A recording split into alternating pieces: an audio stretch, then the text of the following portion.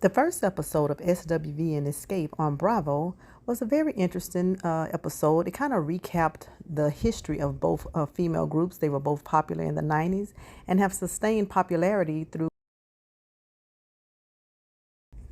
They all met up so that they can contemplate and discuss possibly going on to tour together.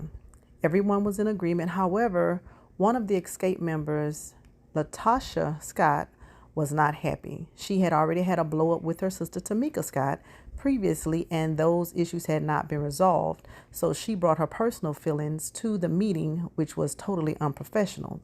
Well, the ladies from SWV offered them a little advice and said, hey, if you can get through working in this business, you can get through anything. That's your sister. Y'all can work it out, but we need to look at the bigger picture, which is this business opportunity as far as going on tour together.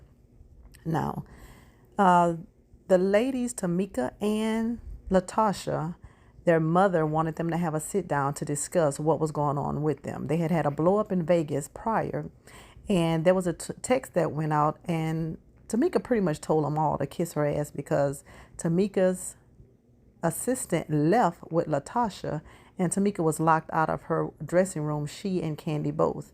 And she got very upset because, number one, her sister left her, her assistant left, and in the group text, she told them all just to kiss her ass. So her sister came back and said, hey, you need to watch what you're saying when you're telling people to kiss your ass. Kiss my ass. And so Tamika popped back and said, well, if you had an ass to kiss. Well, Latasha took that personally, and she felt like she was being body shamed. So they hadn't talked in months. Excuse me, they hadn't talked in months. So they get to the mom's house, and Tamika said that she felt like her mother has always sided with her sister, which is her only sibling.